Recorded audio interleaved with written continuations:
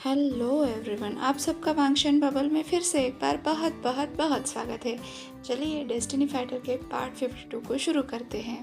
अपने light air kung fu का इस्तेमाल करके झांशियान सीधा कॉन्क्यूबाइन शिंगर के महल के आंगन में पहुंच गया। महाराज वहां पर नहीं थे। कॉन्क्यूबाइन शिंगर अकेली ही नाश्ता कर रही थी। जैसे ही उन्होंने झांशियान को देखा, तुरंत उसे अपने पास बुला लिया। शियानर, यहाँ आओ, माँ के साथ नाश्ता करो। असल में अभी तक उन्होंने झांशियान के चेहरे की तरफ नहीं देखा था। जब उन्हें कोई भी प्रतिक्रिया नहीं मिली, तब कॉन्क्यूबाइन शिंगर ने झांशियान के चेहरे की तरफ गौर से देखा, जो काफ़ी उदास और बेचैन लग रहा था। क्या हुआ? कॉन्क्यूबाइन शिंगर ने पूछा। झांशियान ने सीधा आगे बढ़कर अपनी माँ की गोद में सिर रखा। क्या हुआ बेटा? क्या मैं तुम्हारे पिताजी को बुला लाऊं? वो अभ्यास कक्ष में है। झांशियान को इस तरह से रोते हुए देखकर शिंगर का दिल बिल्कुल टूट गया था। नहीं, बस आप चाहिए, शियान ने रोते हुए कहा। शिंगर झांशियान के सर पर थपथपाती रही जब तक वो शांत नहीं हो जाता। जब वो शांत हुआ, तब उसने टूटी सी आवाज़ में कहा, क्या आपको वांगई पसंद नहीं? क्या आपने उससे कुछ कह दिया है? क्यों वो मुझे छोड़कर चली गई है और ये कह रही है कि मैं किसी और से शादी कर लूँ? झांशियान की बात सुनकर सिंगर को बहुत बड़ा झटका लगा, क्योंकि वो खुद वांगई को अपनी बच्ची की तरह मानती थी। क्या हुआ वांगई को? वो ठीक तो है ना? सिंगर ने बेचैन होकर पूछा। झांशियान कुछ बोल नहीं पाया। उसने बस अपने पास पड़ा लिफाफा सिंगर के हाथ में थमा दिया। उसकी आंखों से आंसू अब भी रुकने का नाम नहीं ले रहे थे। सिंगर ने जब वांगई का खत पढ़ा, तो वो बिल्कुल दंग रह गई। उसने झांशियान के सर पर थपथपाते हुए कहा, शियानर, रोना बंद करो। पहले मुझे ये बता, कल रात को क्या हुआ था? झांशियान ने एक एक बात अपनी माँ को सच सच बता दी। कैसे उसने और वांगई ने एक दूसरे को अपनी इच्छाएं बताई, और जब उसने अपनी इच्छा बताई, तब वांगई अचानक से रोने लगी। सिंगर ने सारी बात शांति से सुन ली। फिर झांशियान से पूछा, अगर तुम्हें पता चले कि वांगई जो दिखती है वैसी नहीं है, तब क्या तुम उससे प्यार करना छोड़ दोगे? झांशियान झटका खा गया। उसने कहा, क्या क्या वांगई इंसान नहीं है? बुद्धू जियान की बातें सुनकर शिंगर का सर पटकने का दिल कर रहा था, लेकिन फिर भी उसने अपने आप को संभाला और शियान से कहा, वो इंसान ही है, तुम बस मेरे सवाल का जवाब दो। तो झांशियान ने कहा, चाहे जो कुछ भी हो, वांगई इंसान हो या ना हो, मैं उससे ही प्यार करता हूँ और हमेशा करता रहूँगा। तब सिंगर ने झांशियान के सर पर प्यार से हाथ फिराते हुए कहा, वांगई इंसान ही है, पर वो एक गैर है। अब झांशियान सीधा बैठ गया, अपनी माँ की तरफ देखते हुए। थोड़ी देर बाद वो मुस्कुराया। उसने कहा, माँ, आपने तो मुझे डरा ही दिया। अगर वांगई गैर है, तब तो मैं उससे और भी ज़्यादा प्यार करूँगा, और भी ज़्यादा चिंता करूँगा, उसकी सुरक्षा करूँगा, किसी को भी उसे चोट नहीं पहुँचाने दूँगा। माँ, आप तो जानती है ना, वांगई मुझे अपनी जान से भी ज़्यादा प्यारी है। मेरा मतलब है, प्यारा है। सिंगर ने हाँ में सर हिलाते हुए कहा, बेटा, ये सब तुम उसकी खूबसूरती देखकर तो नहीं कह रहे हो ना? तब झांशियान ने कहा, माँ, मैं सातों स्वर्गों की कसम खाकर कहता हूँ कि मैं सिर्फ वांगई से प्यार करता हूँ, चाहे वो लड़की हो या फिर गैर हो। वांगई मेरी जान है। उससे अलग होने से अच्छा है मैं मौत पसंद करूँगा। सिंगर ने मुस्कुराते हुए झांशियान की तरफ देखा और उससे कहा, ठीक है, फिर जाकर उसे सब कुछ बता दो। झांशियान ने अपनी माँ की तरफ आश्चर्य से देखते हुए कहा, सब कुछ? तब सिंगर ने मुस्कुराकर कहा, हाँ, सब कुछ, और खाली हाथ वापस मत लौटना। मेरी बहू को अपने साथ लेकर आना। इधर महारानी कल रात से बिल्कुल भी नहीं सो पा रही थी। उसके हाथ में आने वाली हर चीज़ उसके हाथों टूट रही थी। उसे इतनी शर्मिंदगी पूरी जिंदगी में कभी भी महसूस नहीं हुई थी। उसके बड़े बेटे को, युवराज को, नज़र कैद में डलवा दिया गया था, वो भी बिना अन्न और जल के।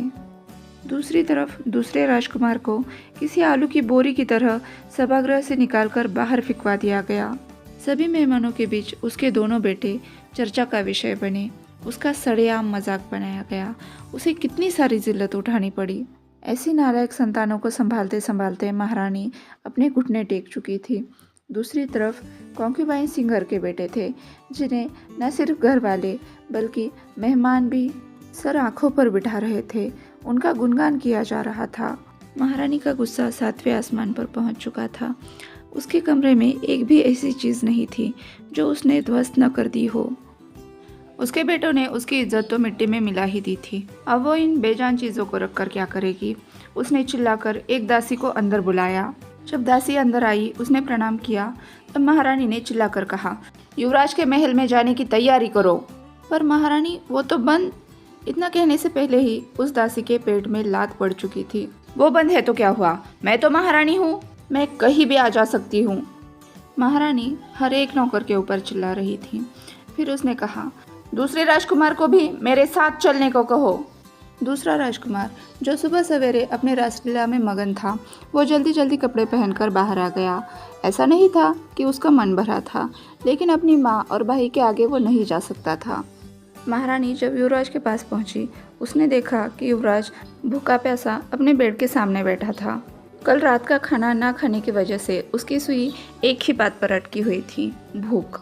महारानी अपने बड़े बड़े स्लीव्स में कुछ बंस छुपाकर अपने साथ ले गई थी। वो निकालकर उसने युवराज को दिए। युवराज राक्षस की तरह उस खाने पर टूट पड़ा। महारानी ने उसे देखते हुए कहा, तुमसे और कोई उम्मीद भी नहीं थी। खाली पेट तो तुम्हारा दिमाग घुटने में भी नहीं रहता। जब युवराज का खाना खत्म हुआ, उसने ताव में आकर कहा, चिंता मत करो माँ, मैं इस बेइज्जती का चुन चुन कर बदला लूंगा। तुम्हारी तैयारी कहाँ तक आ गई है? महारानी ने पूछा। युवराज ने हंसते हुए कहा, माँ, उनकी शादी के दिन शादी नहीं, मातम मनेगा। राजकुमार फिर से एक बार एयर कुंफू का इस्तेमाल करके अपने महल में पहुंच गया और जल्दी जल्दी एक थैले में अपना सामान भरने लगा। तभी वहां पर वेनिंग आ गया। उसने पूछा कि राजकुमार क्या कर रहे हैं। तब झांशियान ने कहा कि मैं वांगई को लेने जा रहा हूँ, तुम जिंगी से बात करके उससे बाकी की जानकारी निकलवाओ। वेनिंग ने आगे आते हुए कहा, क्या आपने सूखे मेवे अपने साथ रख लिए, मोमबत्तियाँ रख ली, और क्या आपके पास पर्याप्त सिक्के हैं, और हाँ, क्या ज़्यादा के कपड़े रख लिए?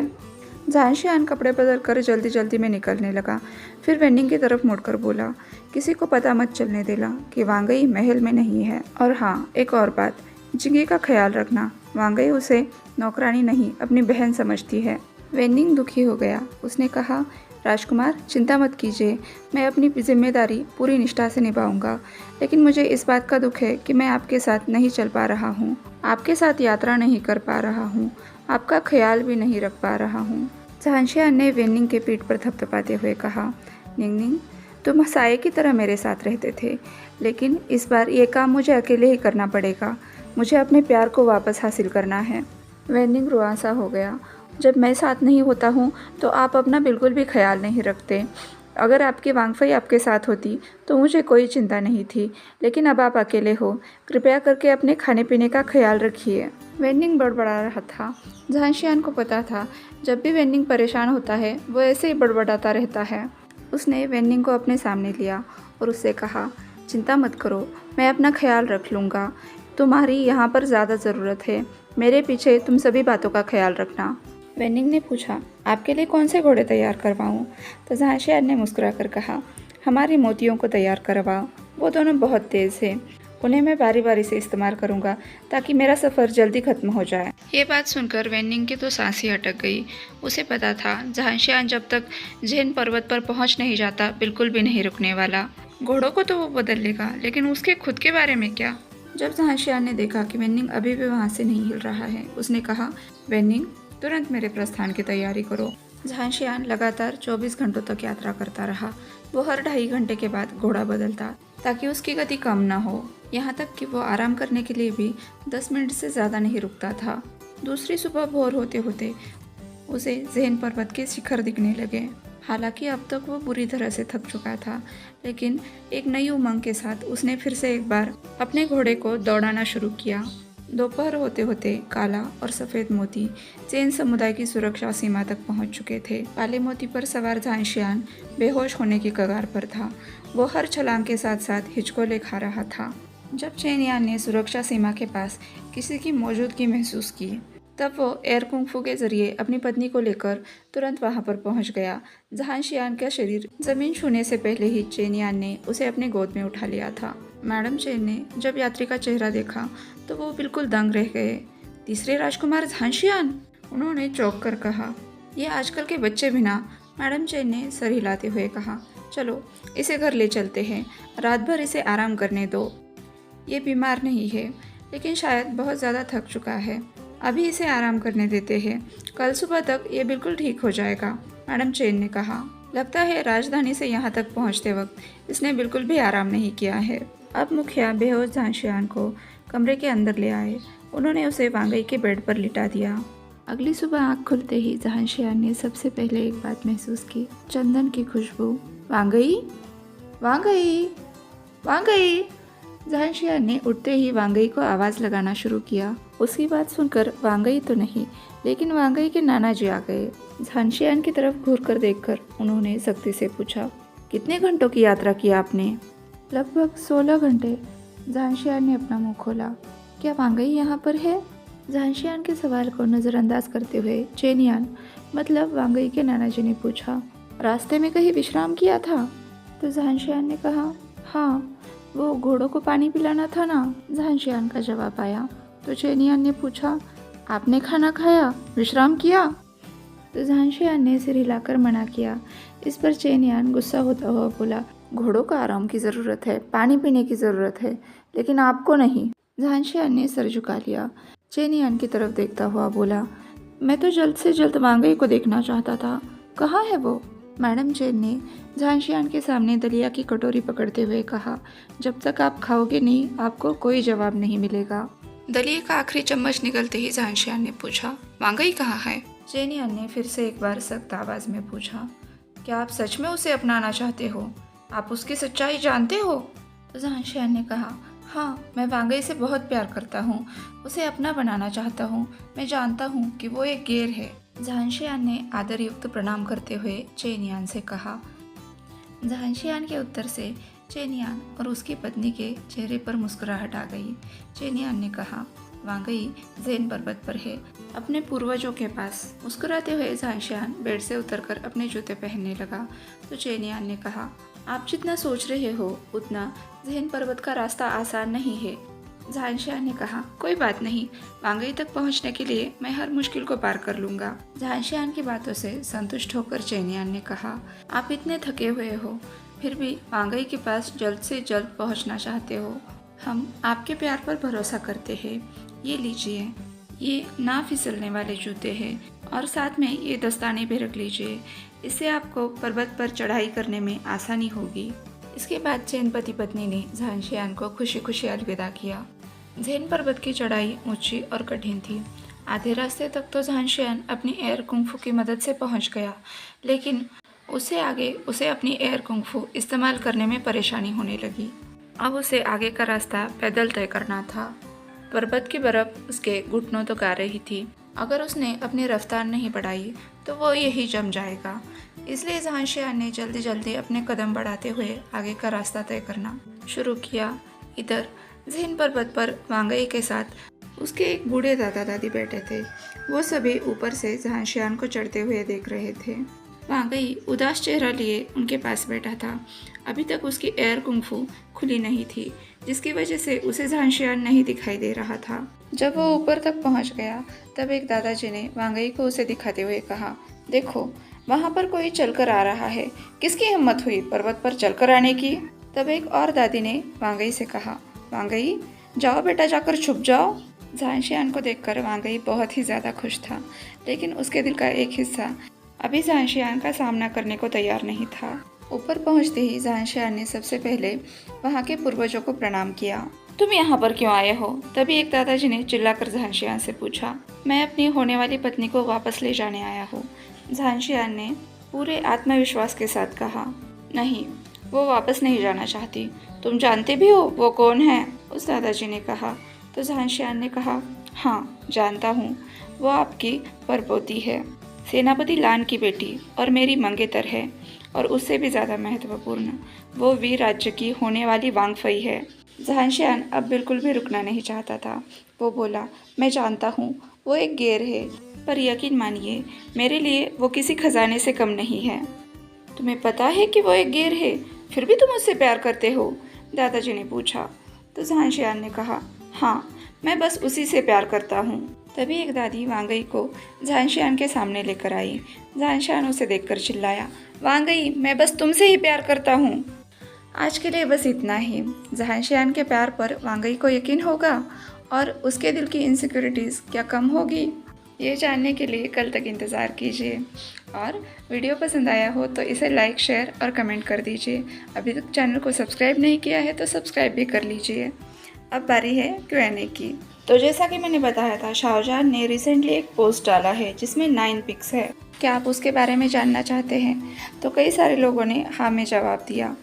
आप इसके लिए तनिषा त्रिवेदी नामक चैनल को भी देख सकते हैं। साथ ही वांगशियो फैंडम नाम का एक चैनल है, उस पर भी शाहजहान के रिसेंट पोस्ट के बारे में वो इन्फॉर्मेशन मिल जाती है। और हाँ, एक और चैनल है ग्रेडियंट लैनवई नाम से। अगर आप ईजान की पर्सनल लाइफ में इंटरेस्टेड हो तो इन सब को फॉलो कर लेना। तो अभी शुरू करते हैं रिसेंट पोस्ट के बारे में। इसमें आपको काफ़ी सारी कैंडीज़ देखने को मिलेगी। कैंडीज़ मतलब जैसे टर्टल्स को शक होता है कि ये बात हो सकती है। हाँ, इसके बारे में कुछ भी प्रूफ नहीं है, लेकिन टर्टल्स को इस पर भरोसा होता है।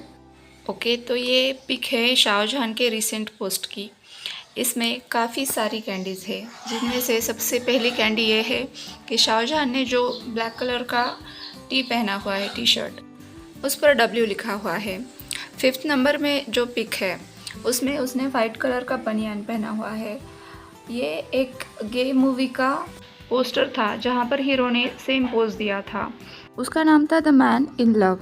ये एक हांगकांग की मूवी थी और उसमें जो एक्टर है उसको भी एज 30 में ये रियलाइज़ हुआ था कि वो एक गे है और वो लड़कों को पसंद करता है। साफ शब्दों में कहा जाए तो शाहजहान हमसे ये कहना चाहता था, the man I am in love with born in 1997, क्योंकि ईबो का बर्थ ईयर 1997 है।